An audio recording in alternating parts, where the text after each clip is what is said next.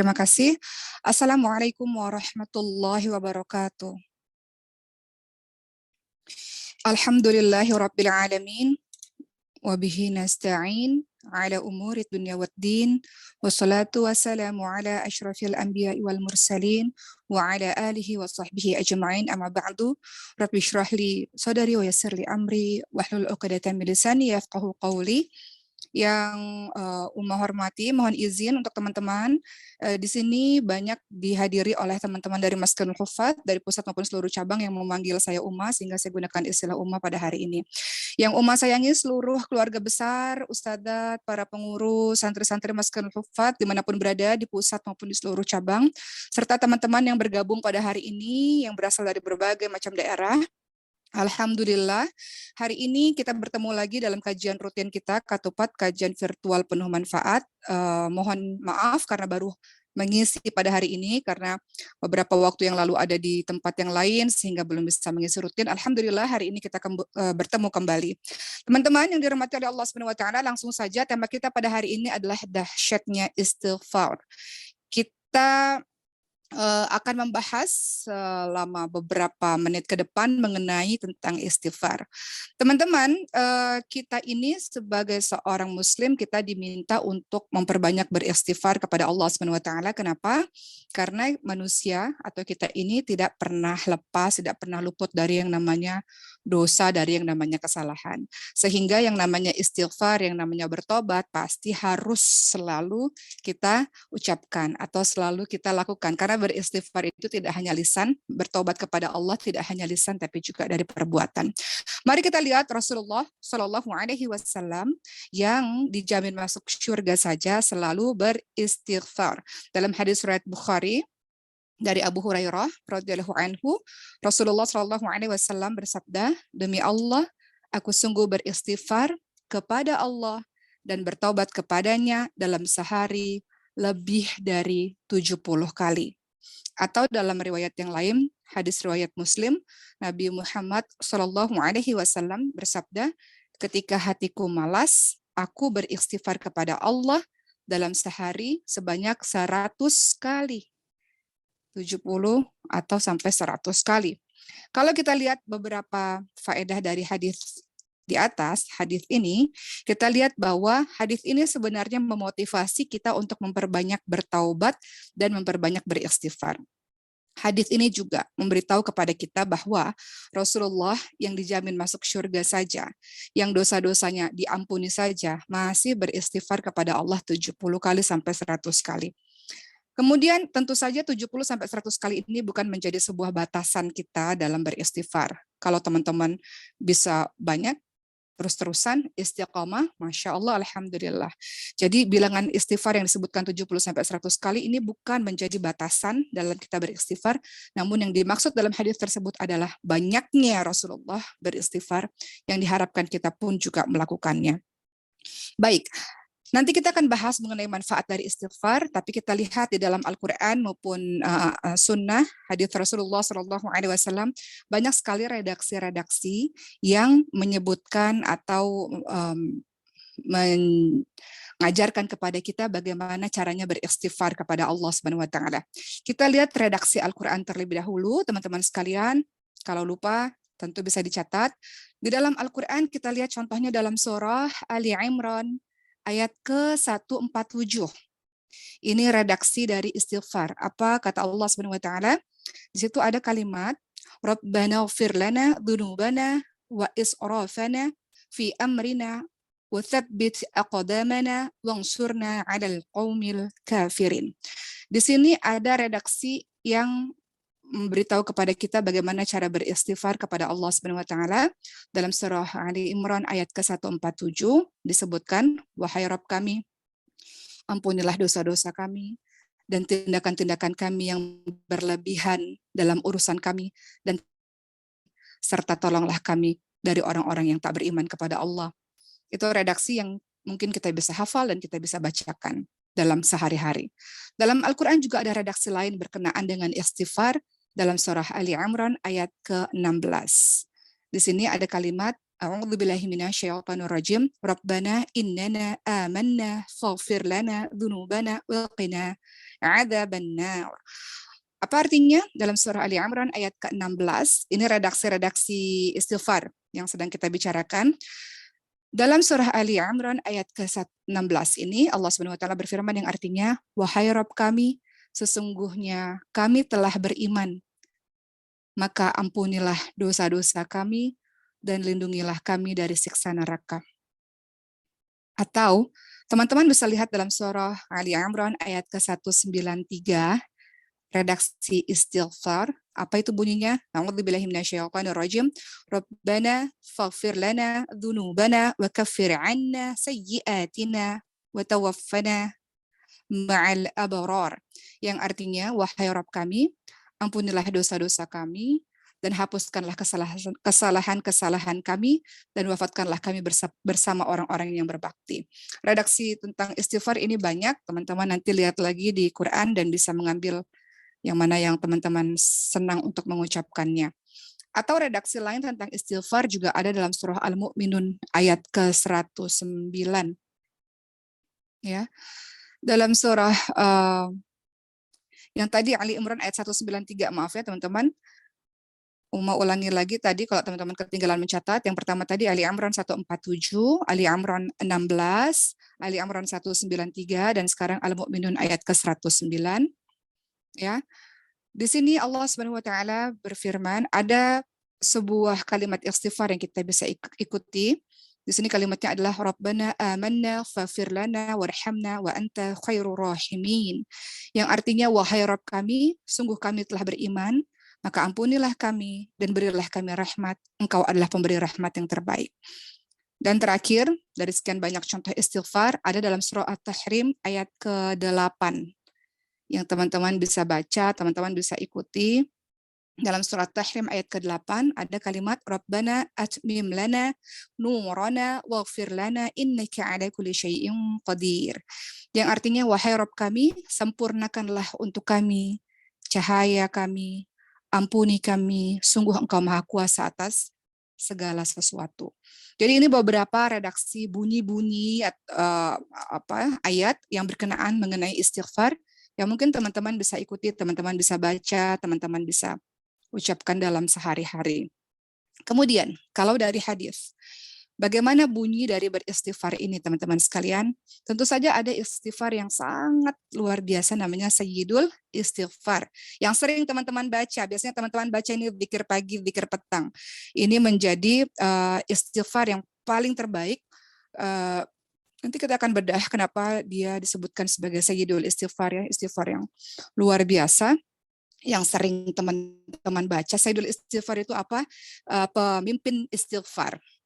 Apa bunyinya yang teman sering baca? Kita sama-sama baca. Allahumma anta rabbi, la ilaha illa anta, khalaqtani wa ana abduka, wa ana ala ahdika wa wa'dika mastata'tu, a'udzu bika min syarri ma sana'tu, abu'u laka bi ni'matika alayya wa abu'u bi dzambi faghfirli fa innahu la yaghfiru dzunuba illa anta. Ini istighfar yang selalu kalau di Masjidil Hufaz teman-teman baca setiap pagi dan petang. Betul ya? Kita lihat apa artinya. Kenapa ini disebut sebagai pemimpin istighfar? Yang baik sekali kalau teman-teman baca ini. Artinya, ya Allah, Engkau adalah Rabbku, ya Allah. Tidak ada ilah yang berhak diibadahi dengan benar selain Engkau, ya Allah. Engkau yang menciptakan aku, dan aku adalah hamba-Mu. Aku menepati perjanjian untuk taat kepadamu dan janji balasanmu sesuai dengan kemampuanku. Aku berlindung kepadamu dari keburukan perbuatanku. Aku mengakui nikmat-Mu kepadaku dan aku mengakui dosaku kepadamu. Maka ampunilah aku, sebab tidak ada yang dapat mengampuni dosa selain Engkau. Maka ini disebut Sayyidul Istighfar, pemimpinnya istighfar. Apa kata Nabi Muhammad SAW bagi orang-orang yang senantiasa membaca Sayyidul Istighfar ini? Kata Rasulullah dalam hadis riwayat muttafaqun alaih, Rasulullah bersabda, barang siapa yang mengucapkannya di waktu siang dengan penuh keyakinan, lalu meninggal pada hari itu sebelum waktu sore, maka ia termasuk penghuni syurga. Barang siapa membacanya di waktu malam dengan penuh keyakinan, ini zikir pagi petang ini, lalu teman-teman meninggal sebelum masuk waktu pagi, maka ia termasuk penghuni syurga. Masya Allah, luar biasa. Jadi luar biasa sekali orang-orang yang senantiasa istiqamah membaca Sayyidul Istighfar. Ketika dia meninggal dunia, kata Rasulullah, dia adalah penghuni syurga. Mari kita lihat, kenapa Sayyidul Istighfar, pemimpin istighfar ini disebut sebagai istighfar yang terbaik, istighfar yang lebih unggul dibanding dengan yang lainnya. Kita akan lihat bagaimana maknanya sangat dahsyat dan luar biasa ketika teman-teman mengucapkannya. Teman-teman di awal tadi mengucapkan Allahumma anta rabbi la ilaha illa anta khalaqtani wa ana 'abduka. Artinya engkau wahai Rabb adalah Rabbku, tiada Tuhan yang berhak disembah selain engkau dan engkaulah yang menciptakanku dan aku adalah hambamu. Ini kalimat yang dahsyat teman-teman sekalian. Ini kalimat pembuka zikir teman-teman semua. Kalimat ini adalah pengakuan bahwa kita ini adalah hamba-Nya Allah. Kita mengakui Allah lah yang menciptakan kita, Allah lah yang memiliki kita, Allah lah yang mengatur kita. Kita ini adalah hamba yang lemah di hadapan Allah, dan satu-satunya yang bisa mengampuni dosa kita adalah Allah. Itu maknanya. Kemudian kalimat berikutnya dalam Sayyidul Istighfar, teman-teman mengatakan, wa ana ala abdika wa wa'dika mastata'tu. Apa artinya? Aku menetapi perjanjian untuk taat kepadamu ya Rabb, dan janji balasanmu sesuai dengan kemampuanku. Kita, hamba Allah yang lemah ini, kita menyatakan dalam Sayyidul Istighfar itu, bahwa diri kita ini tetap dengan janji kita kepada Allah SWT. Janji kita apa? Tunduk dan taat kepada Allah. Janji kita kepada Allah apa? Berusaha untuk menjalankan perintah Allah dan berusaha untuk menjauhi larangan-larangan Allah semampu kita. Itu maknanya. Ya. Kemudian ada kalimat lagi berikutnya teman-teman mengatakan dalam Sayyidul Istighfar itu, a'udzu bika min syarri ma sana'tu. Aku berlindung kepadamu dari keburukan perbuatanku. Kita mengakui, artinya teman-teman sekalian, bahwa kita ini manusia ini penuh dengan dosa, penuh dengan salah. Kita mengakui setiap maksiat kita di hadapan Allah SWT. Kita mengakui di hadapan Allah betapa jahatnya diri kita, betapa kotornya diri kita, betapa banyak dosanya diri kita. Dan semua itu kesalahan kita. Jadi kita mengatakan pada Allah, aku berlindung kepadamu ya Allah dari perbuatanku, perbuatan burukku ya Allah. Kemudian dalam Sayyidul Istighfar teman-teman melanjutkan lagi. Abu'u laka bi ni'matika alayya. Kita mengatakan, aku mengakui kenikmatan yang kau berikan kepadaku ya Rabb. Artinya apa? Kita mengakui bahwa semua yang kita dapatkan itu semuanya dari Allah. Kepintaran, teman-teman hebat, teman-teman bagus dalam kondisi keuangan, teman-teman sehat, itu semuanya adalah nikmat dari Allah. Sehingga dengan kalimat ini kita merasa bahwa kita tidak ujub dengan nikmat yang Allah berikan. Kepintaran atau kekayaan atau kehebatan kita bukan dari diri kita sendiri, melainkan semuanya pemberian dari Allah. Namun kita meminta ampun kepada Allah. Kenapa? Karena kadang-kadang kita menjadi manusia yang tidak pandai bersyukur. Jadi sering sekali menggunakan nikmat Allah itu justru untuk bermaksiat kepada Allah. Allah kasih kita badan yang sehat, badan yang kuat. Justru kita gunakan badan yang sehat, kuat ini untuk bermaksiat kepada Allah. Makanya kita beristighfar kepada Allah dan kita mengakui nikmat Allah yang harusnya nikmat itu Allah kasih kebaikan itu kita pergunakan di jalan Allah Subhanahu wa taala. Kemudian kalimat dalam Sayyidul Istighfar, apa yang teman-teman katakan wa abu'u bidzambi. Aku mengakui semua dosa-dosaku ya Allah. Kita mengakui bahwa kita ini banyak sekali dosanya. Kita ini banyak sekali khilafnya. Kadang-kadang kita nggak bisa lepas dari dosa itu walaupun kita tahu itu dosa. Maka kita meminta ampun kepada Allah Subhanahu wa taala. Dalam Sayyidul Istighfar itu juga ada kalimat faghfirli fa innahu la yaghfiru dzunuba illa anta. Karena itu ya Allah, karena semua kesalahanku itu ya Allah, dosa-dosa yang aku perbuat, semua nikmat yang Engkau berikan kadang-kadang aku menggunakan nikmat itu di jalan maksiat kepadamu. Dalam kata ini, karena itu ampunilah aku ya Allah, sebab tidak ada yang bisa mengampuni dosa selain Engkau. Maka itulah Sayyidul Istighfar, komplit lengkap.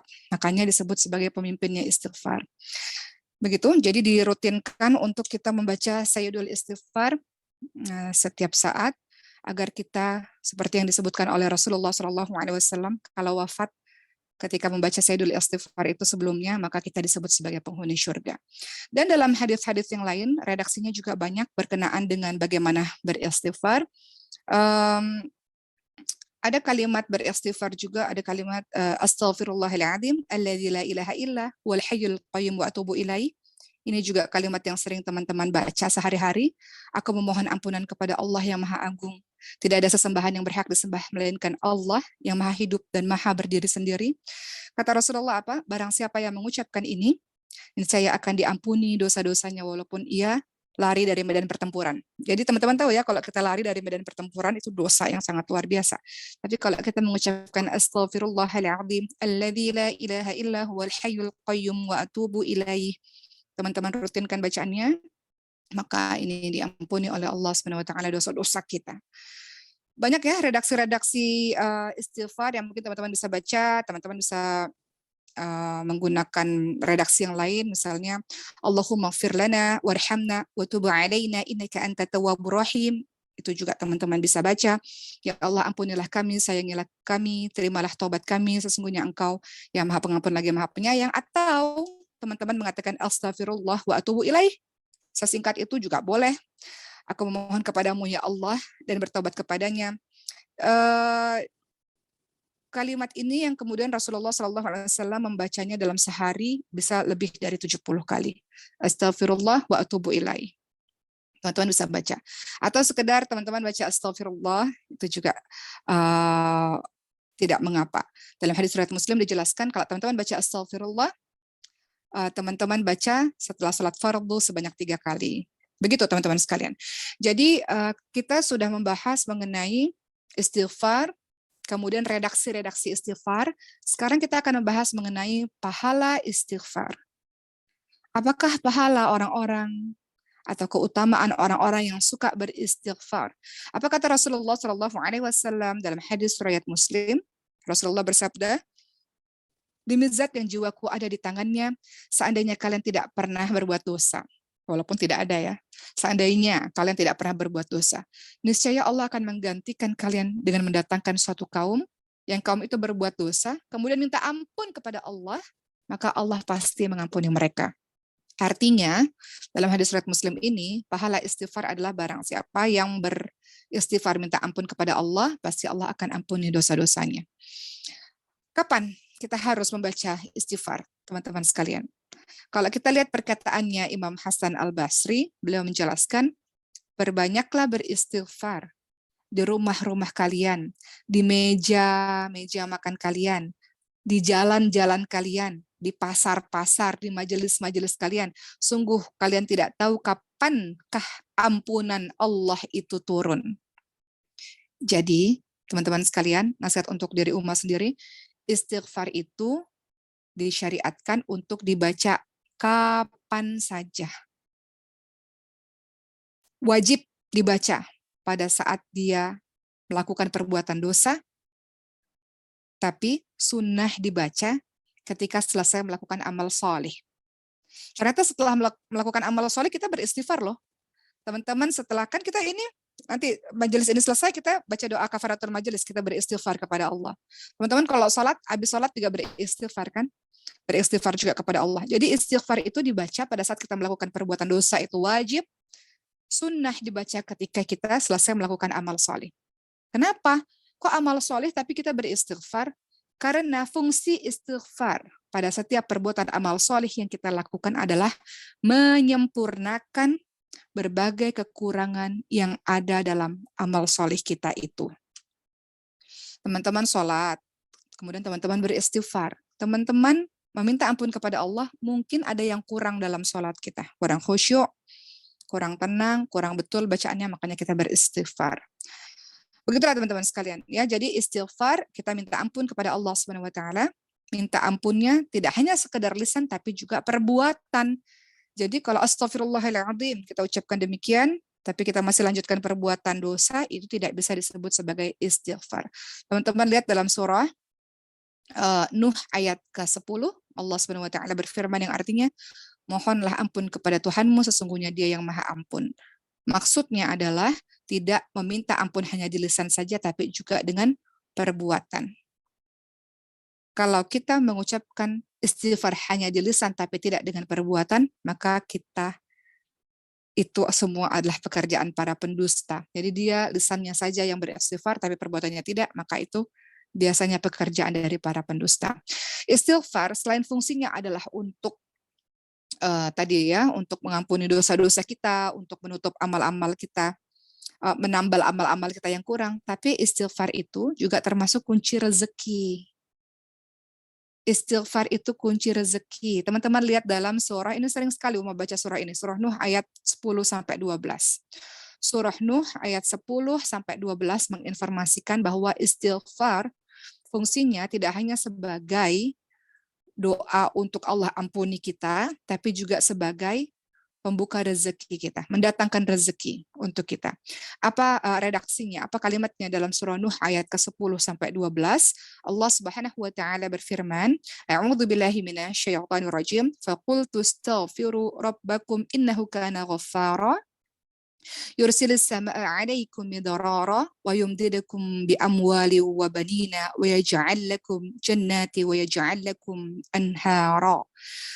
Apa kata Allah Subhanahu wa taala? Maka aku katakan kepada mereka, ini kalimatnya Nabi Nuh alaihi salam ya, yang berkata kepada kaumnya, mohonlah ampun kepada Tuhanmu. Sesungguhnya Allah Maha Pengampun. Niscaya Allah mengirimkan hujan kepadamu dengan lebat. Allah membanyakkan hartamu. Dengan istighfar pula Allah membanyakkan anak-anakmu. Dengan istighfar Allah mengadakan untukmu kebun-kebun dan mengadakan pula di dalamnya untukmu sungai-sungai. Jadi istighfar di sini jelas dari redaksinya bahwa istighfar tidak hanya berfungsi untuk mengampuni dosa-dosa kita, tapi istighfar juga fungsinya adalah untuk teman-teman sekalian mendatangkan rezeki kepada kita. Kita lihat teman-teman sekalian ya, banyak orang yang bertanya bagaimana caranya supaya bisa dapat banyak harta, bagaimana caranya saya nggak punya keturunan, maka jawabannya adalah istighfar berdasarkan surah Nuh ayat ke-10 sampai ke-12. Banyak kisah mengenai istighfar ini juga teman-teman mungkin sering dengar. Ada salah satu ulama, Uma sering cerita ini bagaimana beliau tiba-tiba ingin sekali pergi ke satu tempat. Kemudian beliau sampai di sebuah negeri yang jauh beristirahat di sebuah masjid tapi diusir oleh marbot masjidnya, nggak boleh di sini. Maka seorang yang miskin yang tinggal di sebelah masjid mengatakan, wahai bapak tua, silahkan tinggal di rumah saya sampai besok pagi engkau bisa beristirahat di rumah saya. Kemudian sang miskin ini adalah seorang pembuat roti. Ketika dia buat roti dia selalu beristighfar. Maka si ulama ini mengatakan, apakah engkau selalu beristighfar setiap saat seperti ini? Penjual roti itu mengatakan, iya. Dan apa yang kau rasakan setelah kau beristighfar terus-menerus? Apapun yang aku inginkan Allah kabulkan, hanya saja satu hal. Aku ingin sekali bertemu dengan Imam Ahmad Al-Hambali, seorang imam ulama yang terkemuka. Ingat di zaman dulu belum ada foto, sehingga orang-orang tidak tahu wajah imam terkemuka itu seperti apa. Lalu Imam Ahmad Al-Hambali ini bertakbir Allahu Akbar dan memeluk, dan ia mengatakan, dengan istighfarmu lah yang kemudian mengirimkan aku untuk berhadapan denganmu.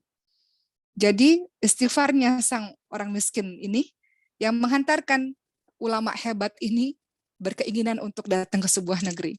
Jadi nggak perlu dicari-cari, datang sendiri. Masya Allah. Jadi teman-teman gitu ya, teman-teman kalau ingin apa banyak beristighfar kepada Allah, karena begitulah cara Allah Subhanahu wa taala mendatangkan rezeki kepada kita. Ini juga terjadi kepada sahabat-sahabat Nabi, contohnya adalah Amirul Mukminin Umar bin Khattab radhiyallahu anhu. Beliau juga sangat berpegang dengan ayat ini, bahwa Umar bin Khattab radhiyallahu anhu pada saat itu keluar rumah dan memohon hujan bersama dengan orang banyak. Orang-orang meminta, kami butuh hujan karena gersang sekali. Dan Umar bin Khattab radhiyallahu anhu, beliau tidak mengucapkan apa-apa selain beristighfar kepada Allah, lalu pulang. Kemudian orang-orang bertanya, kenapa engkau hanya beristighfar saja? Kenapa tidak berdoa panjang kepada Allah Subhanahu wa taala? Kemudian beliau mengatakan atau menyebutkan doa dari surah Nuh ayat ke-10 sampai 11 ini. Istaghfiru rabbakum innahu kana ghaffara yursilis samaa'a 'alaikum midrara. Mohonlah ampun kepada Tuhanmu, sesungguhnya Dialah yang Maha Pengampun, niscaya Dia akan mengirimkan hujan kepadamu. Jadi kalau teman-teman nih panas nih, aduh panas banget ya Allah, banyak beristighfar. Kadang-kadang di Bintaro ya, atau di Jakarta atau di daerah mana, aduh panas banget ya Allah, coba banyak beristighfar. Jadi kita bukan pawang hujan, bukan. Kita beristighfar kepada Allah, Allah turunkan hujan. Insya Allah. Beginilah ya disebutkan dalam surah Nuh ayat ke-10 sampai ke-11 tadi. Apa perkataan Imam Hasan Al-Basri ketika didatangi orang-orang? Ya, pada saat itu Imam Hasan Al-Basri datangi orang-orang. Tolong wahai Imam, bahwa kami mengalami kegersangan, kemarau yang sangat panjang, beristighfar kepada Allah, kata Imam Hasan Al-Basri. Lalu datang lagi orang yang miskin, wahai Imam Hasan Al-Basri, tolong doakan agar kami punya anak, kami punya keturunan, kami belum punya anak. Kata Imam Hasan Al-Basri, beristighfar kepada Allah Subhanahu wa taala. Kemudian ada lagi yang tanya, tolong doakan kepada Allah Subhanahu wa taala, kami miskin sekali, kami perlu harta, beristighfar kepada Allah. Maka orang-orang bingung, kenapa sih harus beristighfar kepada Allah? Maka Imam Hasan Al-Basri membacakan surah tadi, surah Nuh ayat ke-10 sampai 11, bahwa kalau kita ingin anak-anak, ingin hujan, ingin rezeki, maka memperbanyak beristighfar. Kalau kita lihat, kenapa harus istighfar? Teman-teman sekalian, salah satu yang menjadi penghalangnya doa didengarkan oleh Allah adalah dosa-dosa kita. Betul kan? Kalau kita berdoa kepada Allah, yang menghalangi, doa kan harusnya tembus ya. Tapi yang menghalangi doa kita itu adalah dosa-dosa kita. Dengan beristighfar, maka dosa kita itu akan diampuni oleh Allah sehingga doa kita dikabulkan oleh Allah Subhanahu wa taala. Seperti itu teman-teman sekalian. Balasan orang-orang yang beristighfar selain tadi, ya diampuni dosa-dosanya. Kemudian kita lihat dalam surah Hud ayat ketiga, Allah Subhanahu wa taala berfirman yang artinya, dan hendaklah kamu meminta ampun kepada Tuhanmu, bertobat kepada Allah, niscaya Allah akan memberikan kenikmatan terus-menerus kepadamu sampai waktu yang telah ditentukan. Dan dia akan memberikan balasan kepada orang yang senantiasa beristighfar. Namun jika kamu berpaling, maka sesungguhnya aku takut kamu ditimpa siksa di hari kiamat. Jadi Allah sendirilah yang menjanjikan bahwa semua orang yang bertobat kepada Allah, niscaya Allah akan kasih kenikmatan terus-terusan. Ya, jadi itu sebabnya kenapa kita sehari-hari kita diminta untuk memperbanyak beristighfar. Orang Muslim itu nggak ada bengong, teman-teman sekalian. Dia bengong ngelamun tuh nggak ada. Di dalamnya ada istighfar atau ada zikrullah, zikir kepada Allah Subhanahu wa taala. Kalau kita lihat teman-teman sekalian dalam ayat surah Hud ayat 3 ini, Imam Al-Qurtubi dalam tafsirnya beliau menjelaskan bahwa Allah akan memberikan kenikmatan kepada orang-orang dan kenikmatannya banyak. Bisa kelapangan rezeki, bisa kemakmuran hidup, segala macam kenikmatan ketika teman-teman banyak beristighfar kepada Allah Subhanahu wa taala. Apa kata Rasulullah SAW tentang orang-orang yang suka beristighfar? Barang siapa yang memperbanyak beristighfar kepada Allah Subhanahu wa taala, atau barang siapa yang banyak minta ampun kepada Allah Subhanahu wa taala, niscaya Allah menjadikan kepadanya jalan keluar dari setiap kesedihan. Allah menjadikan jalan keluar setiap kesempitan. Dan Allah akan memberikan rezeki yang halal dari arah yang tidak disangka-sangka. Itu kekuatan istighfar, teman-teman sekalian. Kekuatan istighfar. Kemudian setelah tadi istighfar adalah fungsinya untuk bertobat kepada Allah, istighfar mendatangkan rezeki. Ternyata keutamaan istighfar itu adalah ia penutup setiap amalan salih. Penutup dari setiap amalan saleh. Khusus untuk teman-teman santri, dicatat teman-teman, karena ini bisa diaplikasikan atau teman-teman bisa jadi pembelajaran nanti kalau ini ya, dimaskan. Baik, kita lanjutkan. Istighfar adalah penutup setiap amalan saleh. Teman-teman setiap habis sholat 5 waktu, habis sholat malam, habis kita majelis, atau kita dalam kajian ilmu, kita pasti beristighfar kepada Allah Subhanahu wa taala. Ada hal yang menarik, sahabat-sahabat sekalian. Umar bin Abdul Aziz pernah membuat sebuah tulisan yang beliau kirimkan ke berbagai macam negeri. Isi surat itu adalah beliau memerintahkan agar orang-orang ketika berada di bulan Ramadan menutup Ramadan dengan istighfar dan sedekah. Apa sedekahnya? Zakat fitrah. Zakat fitrah ya teman-teman sekalian. Apa fungsinya zakat fitrah atau zakat fitrah itu? Zakat fitrah itu berfungsi untuk menyucikan orang-orang yang berpuasa dari hal-hal perkataan-perkataan yang haram, hal-hal yang sia-sia. Sedangkan istighfar, kenapa Ramadan harus ditutup dengan istighfar? Pesannya tadi ya Umar bin Abdul Aziz. Kenapa? Karena istighfar ia penutup dari setiap amal saleh, ia menjadi penambal atas kekurangan puasa atau amal saleh lainnya yang kita lakukan selama ini. Apa kata Umar bin Abdul Aziz dalam surah tersebut, dalam suratnya yang dikirimkan kepada teman-temannya di berbagai macam negeri. Teman-teman lihat dalam surah Al-A'raf ayat ke-23. Ucapkanlah seperti yang diucapkan Nabi Adam alaihissalam. Jadi nabi-nabi kita ini juga minta ampun terus kepada Allah Subhanahu wa taala, teman-teman sekalian. Dalam surah Al-A'raf ayat ke-23, apa kata Umar bin Abdul Aziz? Ucapkanlah seperti yang diucapkan oleh Nabi Adam alaihissalam. Rabbana zalamna anfusana wa illam taghfir lana wa tarhamna lanakunanna minal khasirin. Ya Rabb, kami telah menganiaya diri kami sendiri ya Allah. Jika Engkau tidak memberi ampunan kepada kami ya Allah, tidak memberikan rahmat kepada kami ya Allah, niscaya pasti kami termasuk orang-orang yang merugi. Kemudian Umar bin Abdul Aziz juga mengatakan, juga ucapkanlah seperti yang diucapkan oleh Nabi Nuh alaihissalam dalam surah Hud ayat ke-47. Apa kalimatnya? Wa illa taghfirli wa tarhamni akum minal khasirin. Dan sekiranya Engkau tidak memberi ampunan kepadaku, tidak menaruh belah kasihan kepadaku ya Allah, niscaya aku termasuk orang-orang yang merugi. Kemudian Umar bin Abdul Aziz juga mengatakan, juga ucapkanlah kalimat yang sering diucapkan atau yang diucapkan juga oleh Nabi Ibrahim alaihissalam dalam surah Asy-Syu'ara ayat ke-82. Walladzi atma'u ay yaghfira li khati'ati yaumaddin. Dan yang amat kuinginkan adalah Engkau mengampuni kesalahanku pada hari kiamat. Umar bin Abdul Aziz juga mengatakan dalam suratnya, ucapkanlah seperti yang diucapkan oleh Nabi Musa alaihissalam dalam surah Al-Qasas ayat ke-16. Apa kalimatnya? Rabbi inni dhalamtu nafsi faghfirli. Ya Tuhanku, sesungguhnya aku telah menganiaya diriku sendiri, karena itu ampunilah aku. Juga panjang nih suratnya. Ucapkanlah seperti yang diucapkan Nabi Yunus alaihissalam dalam surah Al-Anbiya 87. Ini doa yang terkenal sekali. La ilaha illa anta subhanaka inni kuntu minadh dhalimin. Tidak ada Tuhan selain Engkau ya Allah, Maha Suci Engkau, sesungguhnya aku termasuk orang-orang yang zalim. Jadi lihat teman-teman sekalian, nabi-nabi kita ini punya banyak sekali doa-doa yang kita bisa ikuti dalam kehidupan kita sehari-hari, bagaimana beliau-beliau ini beristighfar kepada Allah Subhanahu wa taala. Jadi, istighfar sebagai penutup amal saleh. Puasa kita di akhirnya memerlukan istighfar. Amal saleh ini sebagai pelengkapnya, sebagai penambalnya. Puasa kita, sholat kita, semuanya. Kenapa? Karena amal ibadah kita banyak cacatnya. Contoh puasa, banyak cacatnya. Ya, misalnya teman-teman puasa tapi teman-teman berkata kotor misalnya, atau teman-teman sholat tapi nggak betul, teman-teman baca Quran tapi sepanjang baca Quran mungkin ada ngobrol sama yang lain dengan hal-hal tidak faedah. Kita dalam majelis mungkin banyak obrolan-obrolan yang nggak faedah, maka kita banyak beristighfar kepada Allah Subhanahu wa taala. Begitu pula tadi sholat. Kenapa? Kadang-kadang sholat kita, bukan kadang-kadang, sering sholat kita tuh banyak cacatnya teman-teman sekalian. Maka kita diminta untuk beristighfar. Ya. Teman-teman yang dirahmati oleh Allah Subhanahu wa taala, kenapa kita banyak beristighfar kepada Allah Subhanahu wa taala?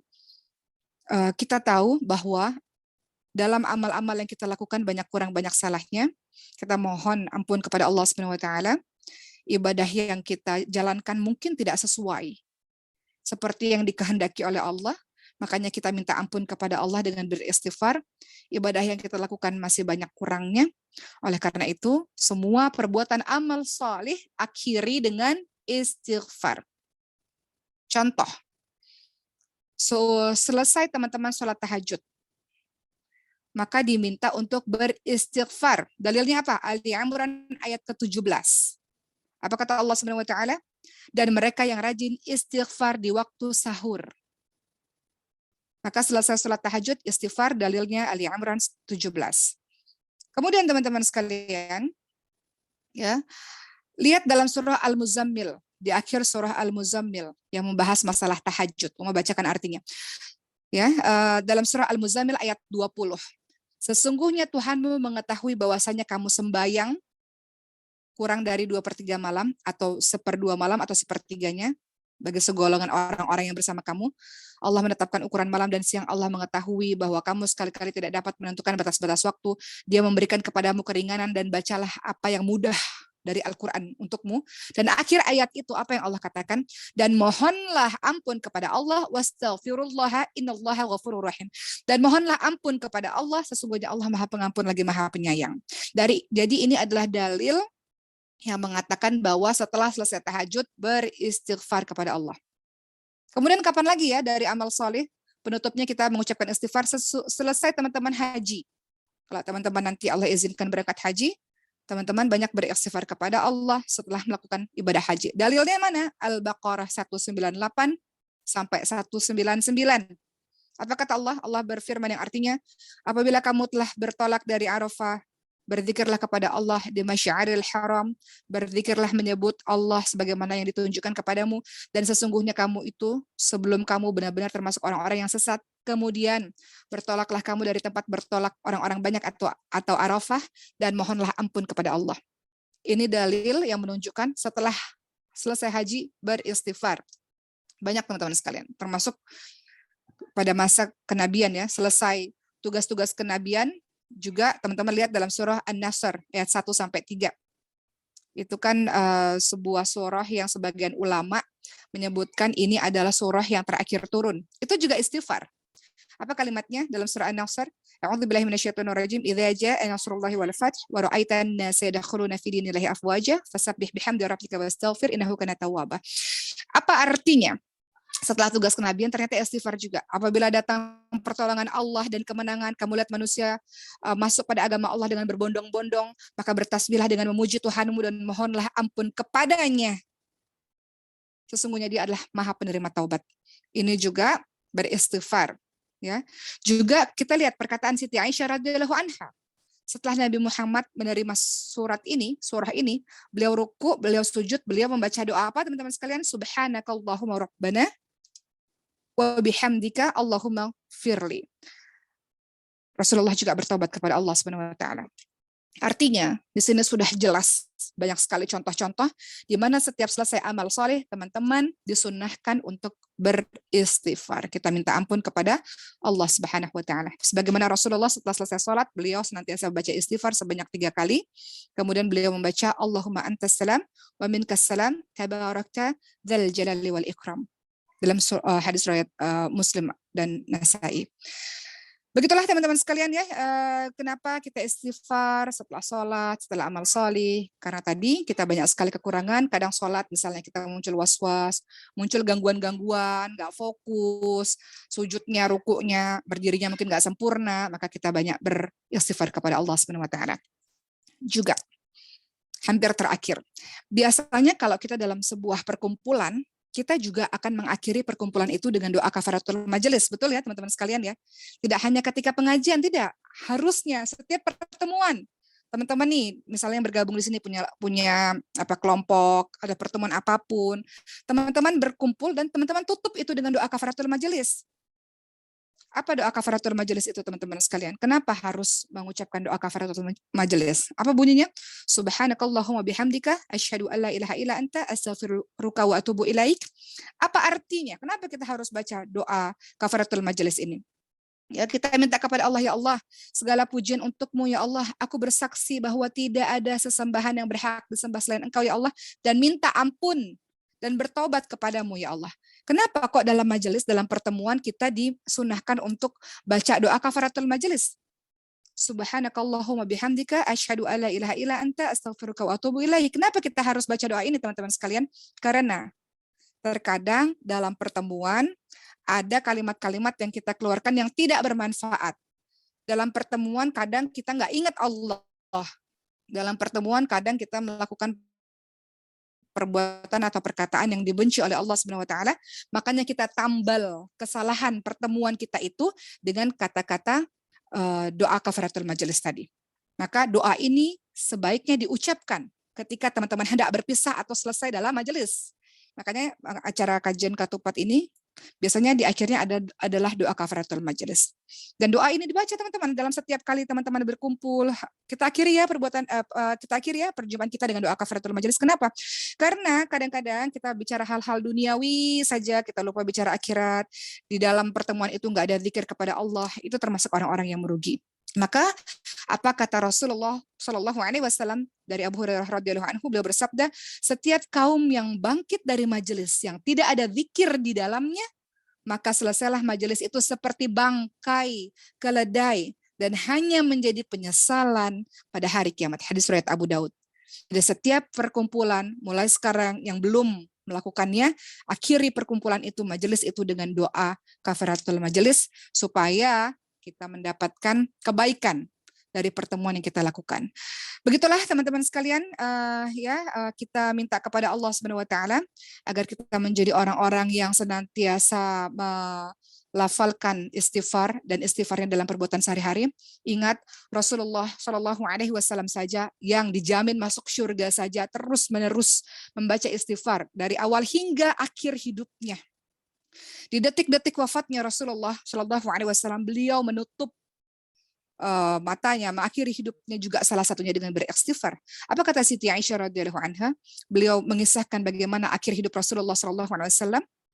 Kemudian Siti Aisyah mengatakan, aku mendengar Nabi Muhammad sallallahu alaihi wasallam ketika detik-detik wafatnya bersandar kepadaku dan beliau berkata, Allahumma firli warhamni wa alhiqani birafiq, yang artinya ya Allah ampunilah aku, kasihinilah aku dan kumpulkanlah aku bersama orang-orang yang saleh. Di akhir hidup Rasul juga masih beristighfar, masih bertobat kepada Allah Subhanahu wa taala. Ini menjadi pembelajaran besar buat kita teman-teman sekalian, bahwa Rasul setiap saat sehari 70 sampai 100 kali beristighfar. Kita tahu bagaimana bunyi istighfar, redaksi istighfar dalam hadis maupun Quran yang sudah kita bahas pada hari ini. Kita tahu bagaimana keutamaan istighfar yang begitu dahsyat, luar biasa dalam kehidupan kita. Kita tahu bagaimana contoh teladan kita Rasulullah juga beristighfar sampai akhir hidupnya. Mudah-mudahan hari ini, di pertemuan yang singkat ini, kembali menyadarkan diri kita bahwa betapa dahsyatnya istighfar, betapa pentingnya istighfar. Kita berpikir dulu sebelum kita berbicara dengan banyak orang misalnya atau dengan orang lain, pastikan bahwa yang keluar dari mulut kita adalah sesuatu yang baik. Berpikir sebelum berbicara, berpikir sebelum melakukan sesuatu. Ini nasihat buat diri Uma sendiri yang masih banyak salahnya. Dan perbanyak lisan kita ini dengan beristighfar kepada Allah. Dengan begitu mudah-mudahan Allah mengampuni dosa-dosa kita. Dengan begitu mudah-mudahan Allah mendatangkan nikmatnya kepada kita, rezeki kepada kita. Dengan begitu mudah-mudahan Allah bisa menambal semua kekurangan-kekurangan amal soleh yang kita lakukan. Insya Allah. Baik, begitu teman-teman sekalian, terima kasih untuk hari ini. Kita tidak ada pertanyaan dulu karena ini sudah pukul 11 dan teman-teman sudah mempersiapkan sholat Jumat. Insya Allah kita bertemu di Jumat berikutnya. Semoga bermanfaat. Uma serahkan kembali kepada moderator. Terima kasih. Assalamualaikum warahmatullahi wabarakatuh.